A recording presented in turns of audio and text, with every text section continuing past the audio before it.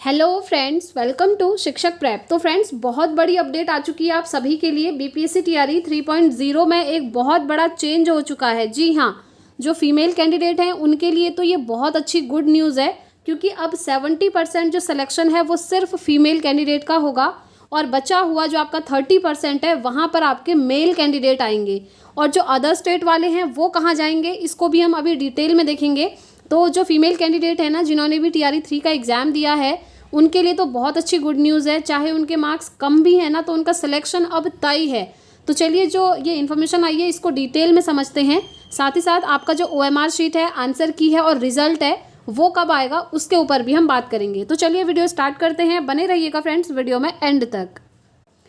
तो ये देखिए, तीसरे चरण में प्रारंभिक विद्यालयों में ज़्यादा महिलाएं बनेंगी अध्यापक। प्रारंभिक विद्यालय मतलब जो आपका 1 to 5 और 6 to 8 होता है, ठीक है। तो 1 to 5 और 6 to 8 की बात हो रही है। यहाँ पर जो फीमेल कैंडिडेट हैं उनका ज़्यादा सिलेक्शन होगा। इसमें क्या है कि जो बैकलॉग पदों पर भी महिलाओं की नियुक्ति की तैयारी, तो जो बैकलॉग पद है ना बचे हुए, वहाँ पर भी सिर्फ महिलाएं ही जाएंगी। तो चलिए इसको हम डिटेल में समझते हैं और किस तरीके से 100 में से 70% अब सीटें फीमेल की हो गई हैं, इसको हम डिटेल में समझेंगे। और एक चीज़ तो आप जानते ही हैं फ्रेंड्स, पहले से जो फीमेल को आरक्षण है वो इस तरीके से था। 100% सीट में से 50% मेल कैंडिडेट का था और 50% फीमेल कैंडिडेट का, ठीक है। इसमें से क्या था कि जो मेल कैंडिडेट है ना 50%, ये जो है फीमेल कैंडिडेट की सीट पर फाइट नहीं कर सकते हैं। और यहाँ पर जो फीमेल कैंडिडेट्स हैं 50%, ये जो है मेल कैंडिडेट की सीट पे फाइट कर सकती हैं। ये चीज़ तो पहले से लागू है कि मेल कैंडिडेट सिर्फ अपने ही जो 50% सीटें हैं उसी पर लड़ेंगे, और जो फीमेल हैं वो अपनी पे तो फाइट करेंगी ही, और चाहें तो उसके बाद वो मेल कैंडिडेट की सीट पर भी फाइट कर सकती हैं। ये वाला रूल पहले से लागू था, ये आप जानते हैं। लेकिन अब क्या हो चुका है, इसकी जगह 70% सीटें जो हैं फीमेल के लिए आरक्षित हो चुकी हैं। जी हाँ, तो फीमेल के तो मज़े हैं, आप इस तरीके से समझ सकते हैं। लेकिन जो मेल कैंडिडेट हैं उनका क्या होगा, बचा हुआ सिर्फ 30% है मेल कैंडिडेट के लिए। और आप जानते हैं ये जो 30% बचा है ना, इसी में अदर स्टेट वाले भी आएंगे। तो आप सोचिए यहाँ पर मेल कैंडिडेट्स के साथ क्या चीज़ें हो रही हैं। एक तो 30% सीटें मिलेंगी और उसमें भी सिर्फ बिहार के नहीं बल्कि अदर स्टेट वाले भी शामिल होंगे। और आप जानते हैं अदर स्टेट वाले जो हैं ज़्यादा हैं जो फॉर्म फिलअप करते हैं, और बिहार के कैंडिडेट कम होते हैं। तो ये जो 30% सीट आपकी बची है ना बिहार के मेल कैंडिडेट के लिए, तो यहाँ पर भी मैक्सिमम जो सिलेक्शन होता है वो अदर स्टेट वालों का हो जाता है, क्योंकि अदर स्टेट वाले यहाँ पर फॉर्म फिलअप करते हैं, क्योंकि उनके स्टेट में वैकेंसीज नहीं आती हैं। यूपी में आप देख लीजिए, पिछले 6 साल से कोई वैकेंसी नहीं है। तो वहाँ के स्टूडेंट्स क्या करेंगे, उनको जहाँ भी अपॉर्चुनिटी मिल रही है वहाँ पर एग्जाम देंगे, है ना। तो ये चीज़ें अभी निकल कर सामने आ रही हैं। चलिए इसको एक बार हम डिटेल में समझ लेते हैं, जिससे कि आपको ये चीज़ें क्लियर होंगी। उसके बाद हम ओएमआर शीट, आंसर की और रिजल्ट को लेकर भी बात करेंगे। तो देखिए, राज्य में तीसरे चरण की अध्यापकों की होने वाली नियुक्ति में प्रारंभिक विद्यालयों में पुरुषों की तुलना में ज़्यादा महिलाओं की बहाली होगी, और महिलाओं की नियुक्ति बैकलॉग पदों पर भी होगी। राज्य में 1 से 5वीं और 6ठी से 8वीं कक्षा के विद्यालय अध्यापकों की नियुक्ति में महिलाओं को 50% आरक्षण है।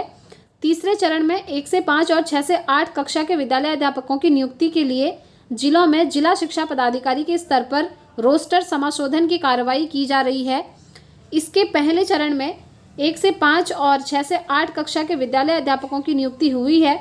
तीसरे चरण में 1 to 5 और 6 to 8 कक्षा के विद्यालय अध्यापकों की नियुक्ति की कार्रवाई प्रक्रियाधीन है। यानी कि अभी जो प्रोसेस है पूरा कंप्लीट नहीं हुआ है, क्योंकि अभी आपका ओएमआर शीट आना बाकी है और आपके आंसर की आना बाकी है, और उसके बाद आपका रिजल्ट आएगा, ठीक है। देखिए, इसमें महिलाओं के लिए 50% आरक्षण के अनुरूप नियमानुसार बैकलॉग की गणना करते हुए रोस्टर क्लियरेंस के निर्देश प्राथमिक शिक्षा निदेशक मिथिलेश मिश्र द्वारा राज्य के सभी जिलों के जिला शिक्षा पदाधिकारियों को 31 जुलाई को ही दे दिए गए थे।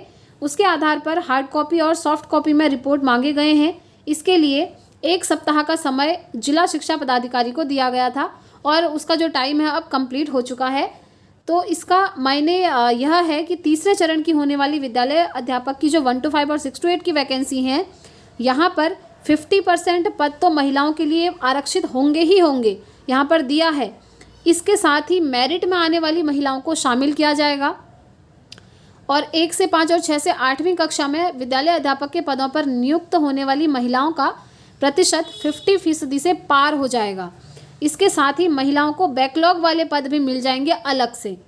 तो आरक्षित 50% पदों के अलावा अगर 10% महिलाएं भी मेरिट में आई और 10% पद भी बैकलॉग में मिले, तो इस तरीके से यहाँ पर साफ लिखा है कि तीसरे चरण में 1 से 5 और 6 से 8वीं कक्षा में विद्यालय अध्यापक के पदों पर होने वाली नियुक्ति में 70% महिलाएं होंगी, यानी कि 70% महिलाओं का यहाँ पर सिलेक्शन हो जाएगा।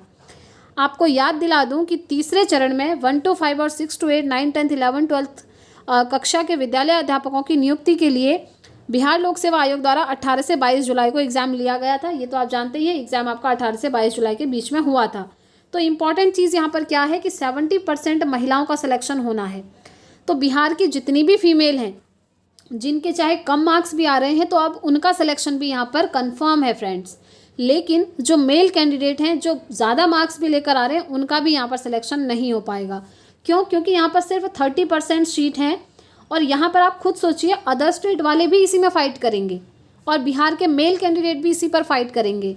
तो ये तो पॉसिबल है नहीं कि 30% में सारी सीटें बिहार के ही मेल कैंडिडेट को मिल जाए, अदर स्टेट वाले भी यहाँ पर सेलेक्ट होंगे।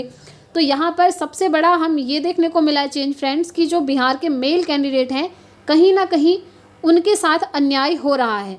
आप लोग कमेंट करके ज़रूर बताएं आपको क्या लगता है, ये जो 70% वाली चीज़ है ये सही है या फिर नहीं है, या फिर जो पहले था कि 100% में से 50% मेल का 50% फीमेल का वही ठीक था। मुझे तो लगता है फ्रेंड्स यही चीज़ें ठीक थी, क्योंकि मेहनत तो सभी करते हैं, मेल भी करते हैं और फीमेल कैंडिडेट्स भी करती हैं। तो मेल कैंडिडेट्स के साथ इतना ज़्यादा आरक्षण को लेकर चेंजेस नहीं होने चाहिए। ये बहुत ज़्यादा वेरिएशन देखने को मिल चुका है। तो आज ही ये लेटेस्ट अपडेट आई थी, मैंने सोचा आप लोगों के साथ शेयर किया जाए। कमेंट करके अपनी राय ज़रूर शेयर कीजिएगा, आपको क्या लगता है क्या चीज़ें होनी चाहिए। ठीक है, अब हम बात करते हैं OMR शीट को लेकर। तो देखिए, जैसा कि कल की इन्फॉर्मेशन आई थी, पहले आपकी OMR शीट आएगी और टाइम दिया हुआ है ट्यूसडे का। आप जानते हैं आज मंडे है और ट्यूसडे को आपकी OMR शीट जो है अपलोड कर दी जाएगी। और ऐसा है, एक चीज़ ध्यान रखना है फ्रेंड्स, ऐसा नहीं है कि एक ही दिन सभी की OMR आ जाएगी, हो सकता है 1-2 दिन लेट आए किसी की। ठीक है, ऐसा भी होता है, क्योंकि पिछली बार हुआ है, जैसे आज कुछ कैंडिडेट की आ गई, कुछ कैंडिडेट की नेक्स्ट डे भी आ सकती है, तो आपको परेशान नहीं होना है।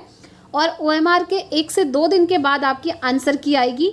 ये इन्फॉर्मेशन कल की है। ठीक है, ये जो OMR और आंसर की वाली है, तो आंसर की 1-2 दिन बाद आएगी। उसके बाद आप लोग मैच करेंगे और उसके बाद आपकी प्रोविज़नल आंसर की यही है जो आंसर की, ये प्रोविज़नल होगी आपकी। उसके बाद आपको 2 से 3 दिन का टाइम क्वेश्चन चैलेंज करने को मिलेगा और उसके बाद जब आप क्वेश्चन चैलेंज कर लेंगे तो आपके रिवाइज्ड आंसर की निकल के आएगी। और जो रिवाइज्ड आंसर की आएगी ना बाद में, वही आपकी फाइनल आंसर की मानी जाएगी। उसके बेस पर ही आपका रिजल्ट जो है तय होगा। ठीक है, तो आज के लिए यही इन्फॉर्मेशन थी फ्रेंड्स। बाकी अगर आपका कोई भी डाउट है, कोई भी क्वेश्चन है, तो आप ज़रूर कमेंट बॉक्स में पूछिएगा। मैं पूरी कोशिश करूँगी आप सभी को रिस्पॉन्स करने की। और फ्रेंड्स, अगर अभी तक आप लोगों ने टेलीग्राम को ज्वाइन नहीं करा है तो टेलीग्राम को ज्वाइन कर लीजिएगा। लिंक आपको इसी वीडियो के नीचे डिस्क्रिप्शन बॉक्स में मिल जाएगा, क्योंकि जो भी अपडेट्स होती हैं सबसे पहले आप लोगों के साथ टेलीग्राम पर शेयर करी जाती हैं। और फ्रेंड्स, एक चीज़ ध्यान रखिएगा, TRE 4.0 आपका 2024 में होना कन्फर्म है। तो जिन भी कैंडिडेट का TRE 3 में सिलेक्शन नहीं होता है, अच्छे मार्क्स नहीं बन रहे हैं, या फिर जिन्होंने TRE 3 का फॉर्म फिलअप नहीं करा है, तो वो TRE 4 की प्रिपरेशन में अभी से लग जाइए, क्योंकि TRE 4 सितंबर में आपको नोटिफिकेशन देखने को मिलेगा और नवंबर से दिसंबर के बीच में TRE 4 का एग्ज़ाम होना है। तो इसीलिए प्रिपरेशन अभी से कर लीजिए ताकि आपका सिलेक्शन वहाँ पर तय हो जाए। तो आज की वीडियो में यही इन्फॉर्मेशन थी फ्रेंड्स। वीडियो पसंद आई हो तो लाइक शेयर ज़रूर कीजिएगा। मिलते हैं अब हम अपनी नेक्स्ट वीडियो में नेक्स्ट अपडेट के साथ। Thanks for watching.